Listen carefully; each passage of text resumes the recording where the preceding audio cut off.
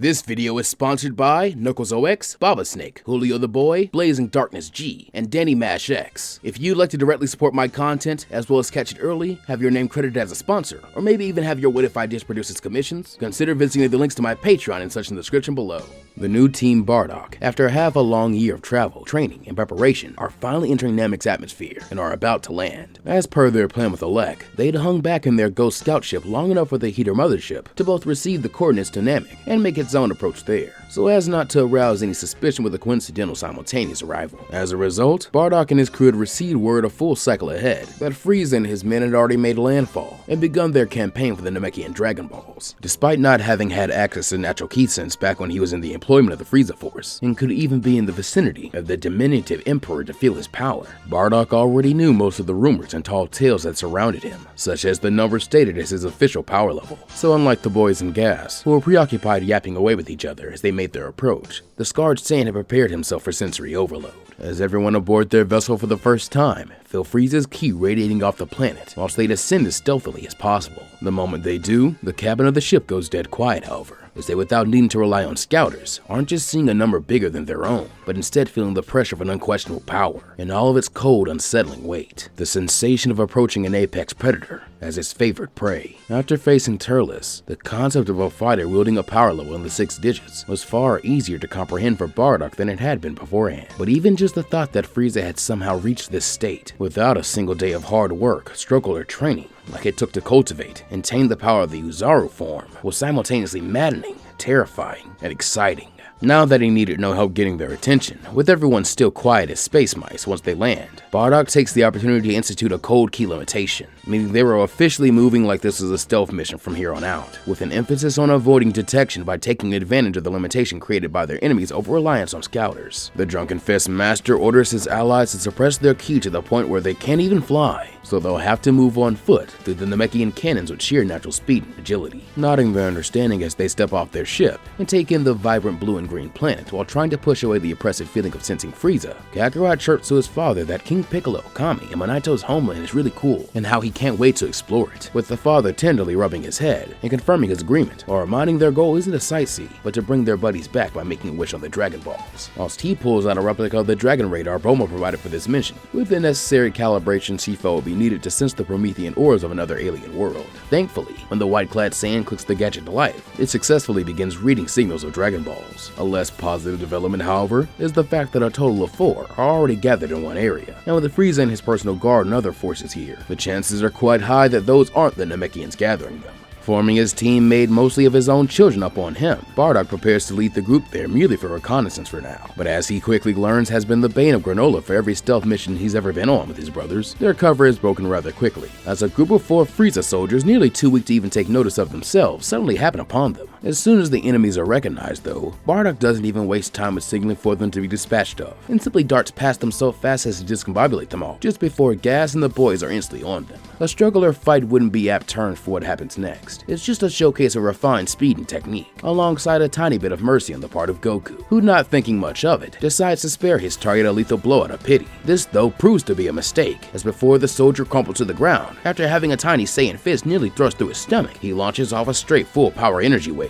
that sails over Kakarot's head and slams directly into their poor ghost ship, damaging it immensely as a giant smoking hole is blown in its hull, which begins to spew flames as its propulsion drive is hit. Instantly, Goku, Raditz, Granola, and Gas freeze up in recognition of the horrible blunder, the youngest amongst them looking to his father in fear of being reprimanded initially, as this seemed like a bit of carelessness too far beyond the pale for even him. But Bardock only spares a passing glance and a mournful look at the burning wreckage of their faithful vessel and doesn't stop moving forward. He doesn't yell or get upset. No use crying over the ship now. It's done its job, and now we gotta do ours. I told you when we came out here, there's no guarantee we can go home until this planet is either empty or ours. I mean, safe for the Nameks. Hearing this slip-up causes a larger reaction from Gas, Granola, and Raditz than it does Goku, likely because, unlike the younger Saiyan, they were not truly new to the life of space-traveling warriors, and so recognized the ingrained training that spawned these words, one from a fellow warrior trained and far from inexperienced in that life, and one who simultaneously was a victim of it. As they proceed to the location of the gathered Dragon Ball shown on the radar, they rather instantly catch sight of Frieza, flanked by his most favored and fiendish aides, Zarbon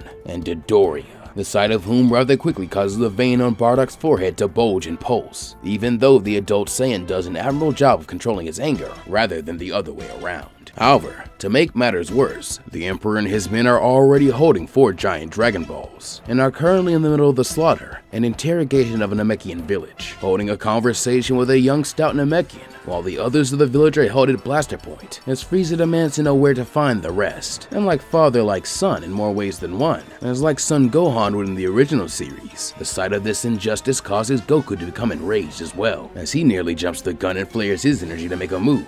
Before Bardock prepares to yank the boy back by his tail, he instead chooses to continue shedding old habits, and thus acts as a father rather than a Saiyan Battle Squad captain, placing a hand firmly but calmly on Goku's shoulder to remind his youngest that if he moves now, they all die. At the moment, their smartest move is to watch and study instead, citing this as the true face of the Empire they've been skirmishing with and seeking to dismantle. As they have this exchange, however, Bardock neglects to remind Raditz and Granola of the same, leading to them peeking the scout of Dodoria for a couple moments as he begins to scan near their hiding place. Thankfully though, a red, or rather green herring appears, as a group of Namekians who more closely bear the appearance of warriors like King Piccolo arrive and declare the village under their protection, with a single warning for the intruders to leave before they are purged. At the same time, 2 sleek darker colored attack pods streak across the Namekian sky overhead, landing with violent precision just a few miles from Frieza's flagship on the other side of the planet. As the steam clears, Vegeta and Turles step out, fully healed, and with freshly acquired Zenkai boost they are eager to test the power of. Vegeta is visibly disgusted by the green rock of Namek, while Turles is already scanning the horizon, his eyes hungry for anything worth salvaging or fighting. But not long after their landing, however, they too are confronted by Frieza soldiers, those who had purposely been tracking the 2 Saiyans, as an old friend of Whis, Nabana, and a couple of his lackeys reveal themselves, having been waiting for an opportunity to look impressive and get back in the good graces of Frieza after Lord Cooler had to step in to settle things on former planet Frieza number 79.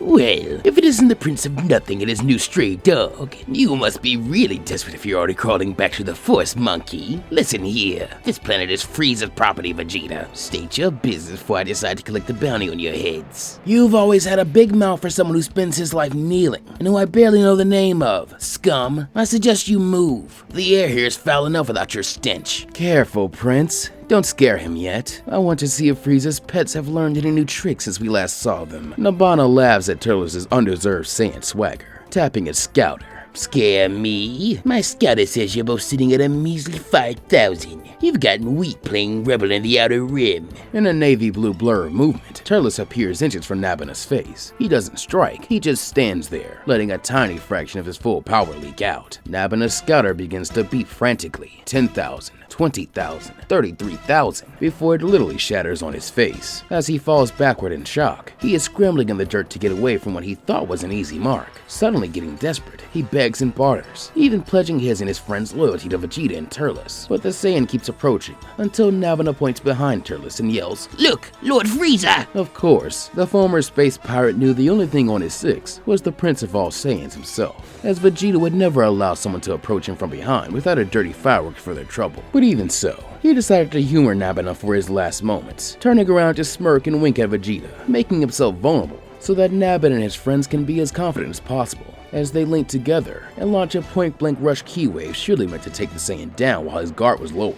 Unfortunately for the Frieza soldiers, this is far from successful, as when their blast ends, Turles isn't even scratched. In fact, it's worse. He's been bored by the simple and uninspired trick, scoffing that this was barely entertaining enough to justify the use of 10% of his power. Before, just as quickly, a bright purple column of energy erupting from the meteor burst that takes Nabana and the other soldiers' lives and signals the arrival of Vegeta and Turles goes off. As on the other side of the planet, both Bardock and Frieza's respective sides take notice of this, the power of the announcement being strong enough to destroy the scouter of Zarbon. Though even with this distraction, as we rejoin them, the outcome for the warrior Nameks at first seems bright, due to their ability to output double the power of the typical Frieza soldier, letting them hold their own admirably, to the point Frieza orders Dodoria to get involved personally, and even buying time for the village leader, or perhaps elder, identified by the other Namekians as Muri, to destroy all the scouters present, eliminating their ability to find the other villages easily. Sadly, that outcome is still the same for the rest of the Namekians, warriors or not, with the elder and a child suddenly being ruthlessly killed by the pink spiky brute of an alien, leaving a sole Namekian child who was accompanying the warriors, the only survivor of this village. Despite how much the sight sickens him, Bardock remains firm that they hold their position, with even Granola now being rebellious and arguing to at least make a quiet, precise shot to trip up or distract the soldiers, just so the one child can get away. But Bardock stresses that risk is not worth it, even though obviously being more than ready to fight himself. Things finally come to a head when Dodoria gloats about how easy it has been to kill all these Namekians, as he looms over the child. The fighting words hitting Goku like an annoying tug on the tail, as it all becomes too much, and he roars out in anger before rushing in to strike the putrid pink perpetrator. Due to the surprise and speed of the attack, the orange-clad monkey kid successfully lands a heavy finishing flying kick right in the middle of Dodoria's face, that sends him crashing into a Namekian hut and burying him in its rubble, the W warrior groaning in discomfort, as the blow from Kakarot carried enough force to break the terrifying Conqueror Main's jaw, leaving one side of his face horribly swollen. While Goku lands in front of the young Namekian protectively, silence falls over the village. Frieza slowly turns his head, his eyes narrowing at the small-tailed boy standing before him. Oh my, a child, a Saiyan child, Lord Frieza. His power level, it spiked and vanished before a scouter could even hope to lock on. How curious. A wild monkey in my new garden. Dodoria, stand back up this instant. Don't tell me you've been humbled by a toddler. And with that frosty order, the spiked behemoth gritted himself back onto his feet and began to bear down on Goku and the boy. Back in their hiding spot atop a cliff overlooking the village, Bardock doesn't even waste time warning Raditz or Granola not to follow Kakarot, having already seen the resolve to fight in their eyes, and personally instilled in them protective instincts over their younger sibling. And unfortunately for Dodoria, this means he is sent sailing right through another two huts, hard enough to leave a trench in the ground by a quick combo from the other Saiyan child and his Cerulean rival and adopted brother, as Goku cheers for him, and the duo order Kakarot to bring the child and come on, as they make a break for it, and Dodoria once more rises woozily after strict orders from Frieza to give chase, as they officially can't afford to lose these interlopers or their secrets, now that their scouters are out of commission. Now, like it or not, the ghost part of this mission is officially dead, with Bardock saying a silent prayer to his fallen comrades to forgive him for not joining the fray against Dodoria, if only for the sake of avenging them. But he knew with complete faith that his boys were fully capable of taking down a super elite soldier. Looking to Gas, who has actually heeded his orders, the scarred Saiyan resolves to maintain his position in cloaked state to continue gathering intel. Becoming glad he does, partially because he is able to witness Frieza express far more interest and uncertainty in the intruders, at least initially here, than he would in canon. With the Emperor, rather than being unimpressed by a couple of puny warriors and a baby Namek with Krillin and Gohan in the original, here, he instead sees two adolescent Saiyans and a young Cerulean, matching the descriptions of the supposed rebel sightings of those meant to be extinct races that Full Elec had placed bounties on. As such, Frieza wanted answers now, with him ordering Zarbon to go on ahead after Dodoria to make sure he gets the job done right, while he takes the Dragon Balls in their possession now back to the ship to interrogate Elec and the Heaters, deciding to continue tailing Frieza and his men as to find out the locations of all the players on the board currently. Bardock reminds Gas to keep a cool head and to look out for Turles and Vegeta, since like the purple-locked fighter has learned to, they both obviously know how to sense him as their own key, and currently, there's no telling whose side they're playing for yet. However, as the Saiyan says this, the Heater scowls a bit to himself, noticing the slight smirk and excited glint in the scarred fighter's eyes, at the knowledge that his little brother was not only alive, but on the same planet as him once again, a threat to his safety and current objective or not, and Gas for but a moment couldn't help but to contrast that to his own relationship with his older brother. Meanwhile, streaking across the skies of Namek, as they try to keep their power levels from spiking too high again, Goku, Granola, and Raditz tried their best to speed the Namekian survivor to safety, with Dodoria hot on their proverbial and literal tails and heels, as he has the luxury to go all out. At first, the loyal soldier of Frieza without his scouter assumes the other fighters are running out of fear of a gap in their power levels, though suddenly, when the Cerulean turns on a dime and frames his hands around his eyes, it causes a brilliant flash that painfully blinds and stuns him with a call of Taioken. By the time Dodoria gains back some blurry form of vision, he has lost visual of his targets, who have gathered up higher in the sky and now stare down at him. Gently, Goku asks the Namekian boy his name and if he is able to fly on his own, with the green child nodding stoically and bravely, despite dry tears, as he begins to float on his own with practice ease, and declares his name is Nail. As soon as he does, the sons of Bardock unknowingly descend to the murder of their father's comrades. As he regains a bit of his vision well enough to see Goku lowering himself back into view, Dodoria for a moment moment is granted a startling flashback to an inhuman deed he was again ordered to carry out by Lord Frieza, the luring and slaughtering of a strike force of Saiyans led by a low-class warrior who had been steadily rising through the ranks and gaining the admiration and respect of many others, inspiring dangerous sentiments in the rest of the Saiyans, Bardock. But when he regains his sight fully, he realizes the child only bears a resemblance to the man. Before the child is then joined by the older Saiyan boy and Cerulean at his sides, in a way that further reminds Dodoria eerily of the cruel death sentence he doled out, as the older boys remind their junior that their father's orders were to let no one that saw their real power levels live to tell others about it. The spiky-haired, orange-clad boy nodding stoically that he remembers, as they all disappear with after images, just as the spiky pink soldier desperately tries to nuke the adolescent warriors off the map with his large and powerful double-handed energy wave, the Maximum Buster. However, even when the dust settles, and with his insistence that no warrior but Lord Frieza and his ilk could have survived his full power, let alone children, Dodoria is however proven wrong instantly by the execution of Bardock's orders, as the boys have simply avoided this attack and used it as a smokescreen in perfect synchronicity, with Granola firing a powerful blast that completely dazes Dodoria and leaves him wide open for Raditz to suddenly dart in and shatter what remains of the cowardly brute's defenses with a flying knee that hits like the heavy finish of a sledgehammer, followed ultimately by the prone pink pugilist coming face to face with Goku while he charges up a Super Kamehameha. In a last-ditch attempt to not be vaporized, the spiky pink soldier cries out that the child should stop because Dodoria is a woman, only for Goku to curiously tilt his head to the side with a confused expression as he simply retorts that so are his moms, directly before unleashing his ultimate attack at point-blank range on the dangerous fighter, and avenging both Nail's village and the fallen members of Team Bardock in one fell swoop alongside his brothers. Though quickly breaking the cool atmosphere and aura of their victory, Raditz and Granola begin to discuss whether Dodoria was lying or not about that woman thing. But just as the boys finish off Dodoria, the air shifts. Zarbon descends, having arrived just in time to see the Super Kamehameha erase his rival in Frieza's service, and announcing his intention to carry out Lord Frieza's will correctly for the fool, as he begins to instantly undergo a metamorphosis in front of the trio that vastly increases his power and brings it closer in line to their own, suggesting that this will be a much tougher encounter to get past. But before Zarbon can engage the children, another duo arrives, this one familiar, as the likes of Turles and Vegeta make themselves known, having sensed the fight from nearby.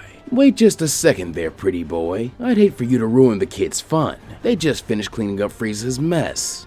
First Nabata and now Zarbon. This is turning out to be a fun day. I've always wanted to see how elegant you look with a hole in your chest. Vegeta, and yet another monkey. Listen here, get out of my face, and either report yourselves and your attentions to Lord Frieza, or expect to face a much less exaggerated death at the hands of my true power. However, before the egotistical Frieza soldier could finish his threat, his body began to bulge and swell violently from a sudden flooding of Vegeta's foreign and malevolent ki into his system, causing the monstrous warrior to explode. Seeing the Frieza forces best fighting amongst themselves, Raditz realizes this is their only opening and orders his brothers to book it once again, not wanting to tangle with his evil uncle or Vegeta right now, when they don't even know where to find a single Dragon Ball yet, and the bad guys are already up 4 points. Nail, sensing the purity and desperate strength of these children, points towards the horizon, declaring to the group that the Ground Elder is there and must know of their arrival, as he and especially his new powerful protector can help. And so the brave Namekian boy leads the way as everyone retreats, never keen to allow prey or entertainment a chance to escape. Turles and Vegeta prepare to give chase, but just as they dash out of the smoking cloud of viscera that was once known as Zarbon, they are given the same solar flare treatment Dodoria received, as the boys vanish with Nail into the misty canyons of Namek, heading towards Guru's Spire. Back at the main camp,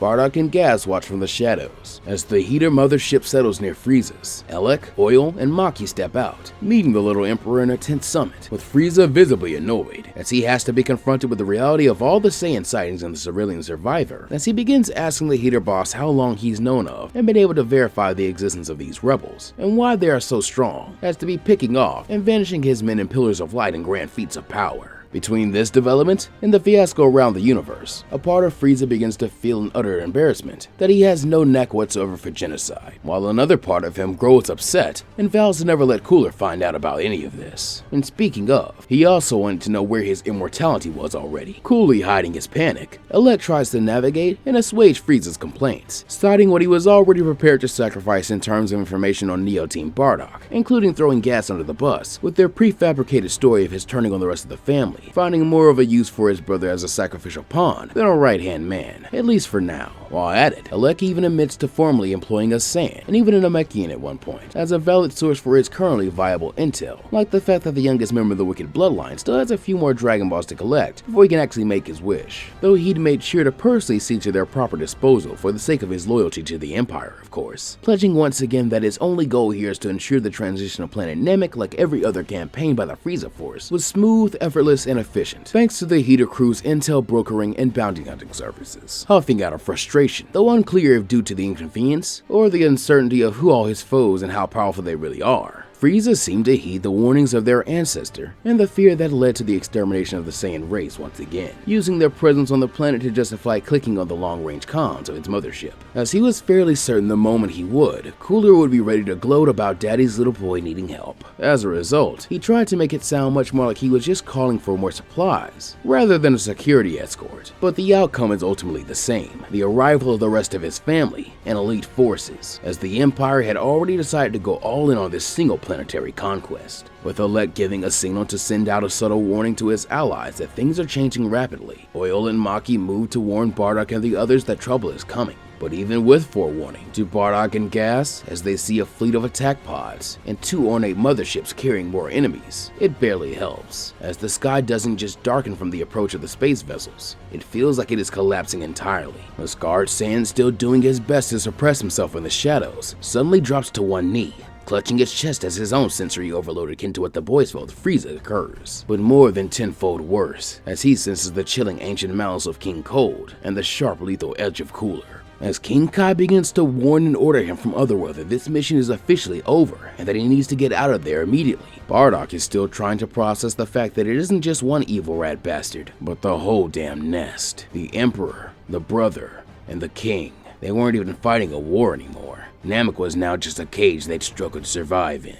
And that's where we'll be leaving our story off for right now, as the first act of Namek has already come to an explosive start, with Nabana, Dodoria, and Zarbon all being wiped off the board immediately. Also, could you tell that I originally had Nabana in the script as Kui and nearly forgot that he died like way early in the series while recording this? Who will face off in a fierce battle next? When will Bardock and Gas make their move? What will Turles and Vegeta do next? Who is the mysterious new guardian to the Grand Elder Goku, Raditz, and Granola are following Nail to meet? All questions you have to find out the answer to on the next episode of Dragon Ball. What if Bardock's family escaped together?